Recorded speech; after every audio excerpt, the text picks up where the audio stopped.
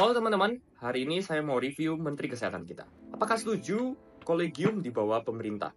Sebelum saya akan bahas ini nanti di akhir video, saya akan kasih gambaran dulu buat teman-teman apa sih kolegium itu, kenapa kok sampai rame viral banget dan semua saling menjelekkan di sini.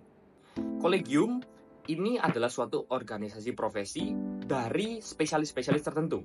Contoh misalnya, spesialis penyakit dalam, ya dia akan masuk di organisasi profesi penyakit dalam, di mana isinya adalah semua dokter spesialis penyakit dalam, ketuanya, anggota-anggotanya, struktur-struktur kepemimpinan, kepengurusan semua adalah harus dokter penyakit dalam. Begitupun untuk profesi-profesi dokter spesialis lainnya. Selama ini, tugas kolegium adalah untuk mengatur keilmuan, mengatur kompetensi, dan mengatur distribusinya. Dimana kalau kita lihat ke belakang, keilmuan mereka sangat-sangat maju, sangat-sangat teliti, dan bisa bikin guideline dan sebagainya. Tapi masalah distribusi dan kompetensi ini sedikit carut-marut. Ambil contoh ya, ada beberapa kompetensi yang saling tumpang tindih.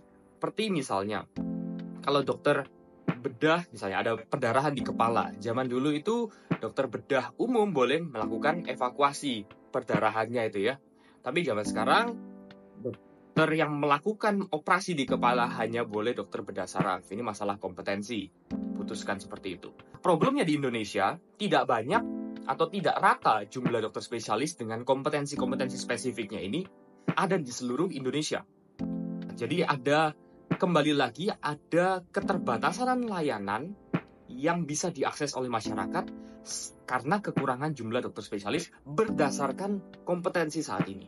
Pemerintah di sini masuk dalam artian mengintervensi di bidang kompetensi dan di bidang distribusi.